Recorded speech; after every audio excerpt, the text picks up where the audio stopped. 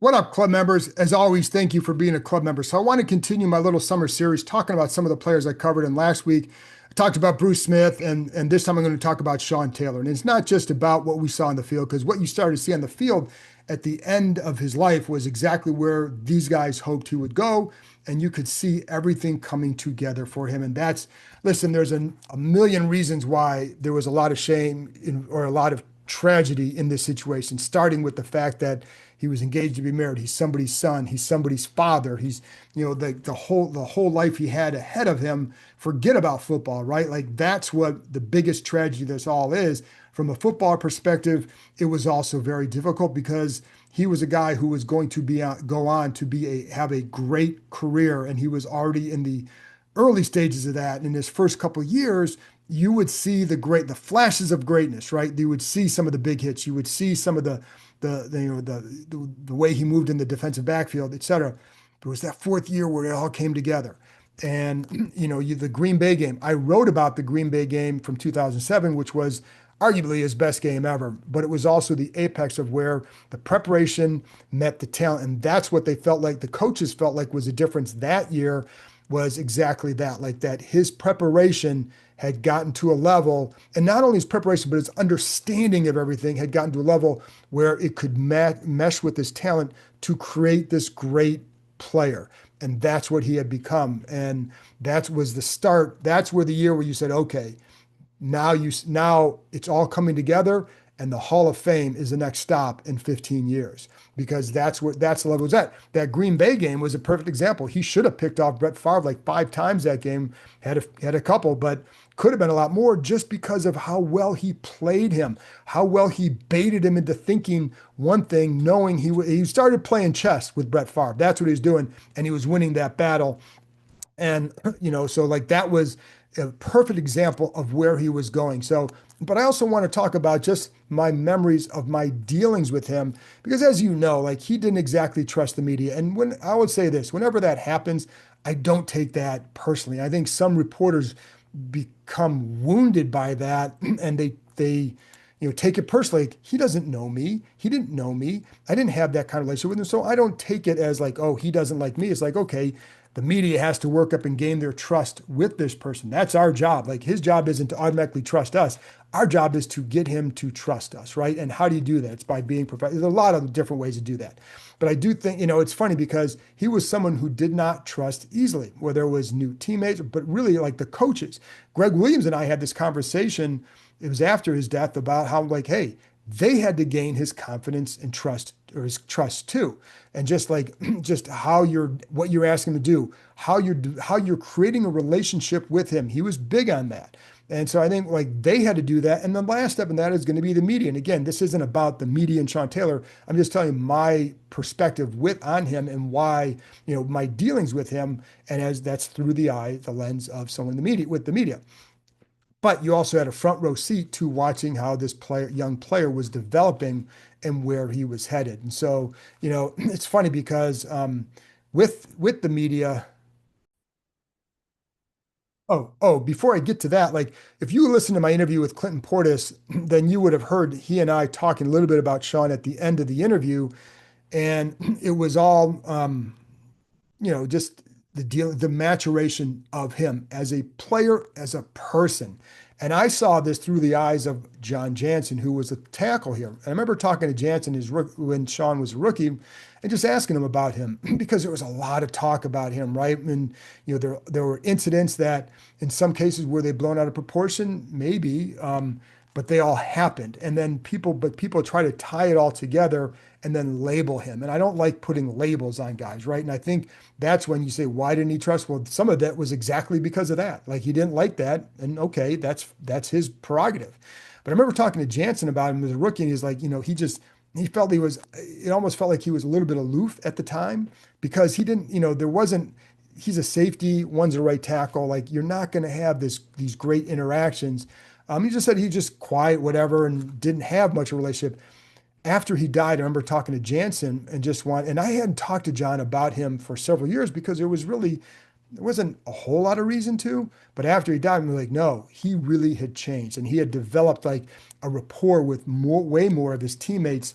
and that, they could see the maturation, and you could see it too. Like you would hear little things throughout, leading into that fourth year of him as a player, just how the impact of his daughter being born and the maturation there. But some people saw it even before then, just in the way he started to prepare and the way he was doing things. And like that was a big deal. So a couple of things that I remember, there was one, the shaving cream incident with LeVar Arrington. Now a few of us in the media were sitting outside in the back of the facility by the doors going into the facility. And we saw you're just watching this unfold live, but it was just like, it looked like a prank with teammates. And it was LeVar coming up with the shaving cream, got in his face. Well, it burned the heck out of Sean's eyes. And I think they had an afternoon practice where he couldn't practice because of it. It's somebody told us like that Sean was also upset because the media didn't warn him about it, but it's happening kind of so fast that you're like, this is just something between teammates. And you don't know. First of all, didn't realize it was shaving cream, but secondly, anyways, so that was one thing. But I don't think that was, I don't know how big a deal it was him, but it definitely stung his eyes in terms of the media. But it definitely stung his eyes, and it certainly hurt. And so. But there were other times, like I said, like stories would be written just when you start to make inroads with them, somebody would write or say something and it would set things back. And again, it's everybody's prerogative as to how they want to deal with a certain group, whether it's coaches, whether it's the media, what fans, whatever. And everybody's got a different way of doing things. And for Sean, like he was very big on you've got to earn his trust. And I learned lessons from dealing with him for that reason. Like, for example, one of the things that last year I remember doing more of is just like, how is your daughter? How are things? What is she doing? What are this? Trying to get to know him more as a person. That's something he definitely wanted. Like, you guys are just coming up to me asking questions. You don't know me. And he's right. Like for some guys, they was just part of the game and you just went along with it. But you learn, like you've got to get to know them as a person. I think for me that really changed. I don't know if it changed things necessarily, but it certainly did. I certainly do think it did because you make more of an effort over the years. It doesn't mean you go up and, hey, how's your daughter? How's this? Hey, why'd you make this play? You just like, how's your daughter? What's going on with her? What's this? How's that? And then you go on to somebody else. You don't always have to ask for an interview. You don't always have to get something from them. Sometimes it's just a matter of developing that relationship by seeing them more as people. And that has stuck with me over the years. So that's one thing. And then excuse me, a couple of other things. Like there was one time I was doing some freelance work for the Associated Press way back when. And it was a time where Sean was very up and down with the media. And again, like sometimes it'd be good and sometimes something would happen and would set him back. And it's funny because he's very close to the females in his life, and by no coincidence, he felt more maybe trust with some of the female reporters, excuse me, because that was his experience with females, and it's like I don't blame him. I'm close to my mom, like I have my wife, I have some of my best friends are female, so I get that, and so you may have developed, but even there, like so some he might be better with. Lindsay Zarniak, he was really good with. But he was, kind of up and down with it. But one time he started to thaw and I talked to him like, hey, I'd like to talk to you about this story. And, I tried to remember the story, but it was a good story from him and he was really good on it, but he agreed to talk to me because, the way I conducted it, whatever.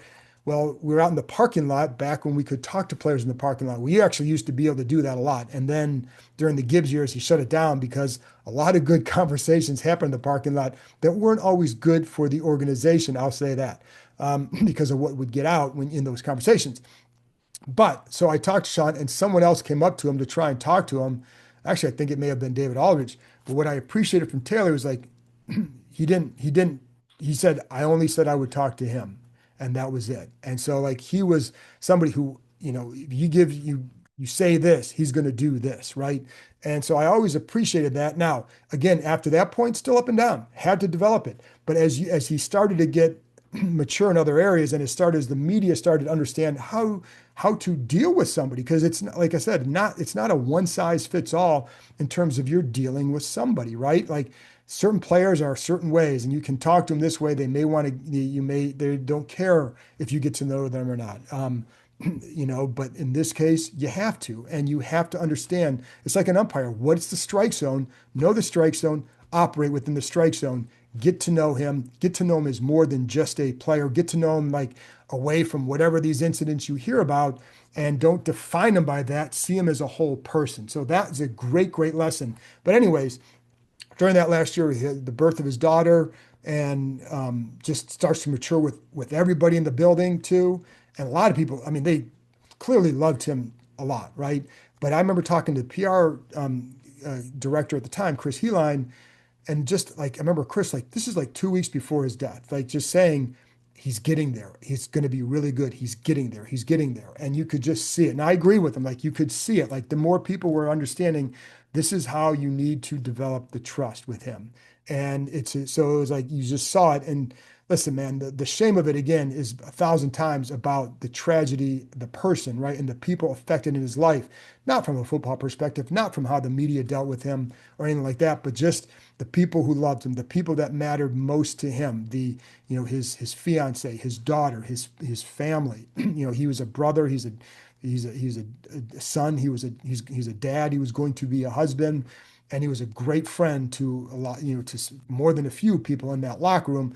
And that's what mattered most. But those were my deals with him. And it's funny because when it was a weird, such a surreal experience during that time. And I just remember getting the call that he had died. Like we went, I've told this before, but the night before that he died, we had a conference call with Vinny Serrato where it definitely you left the room thinking he's going to be okay.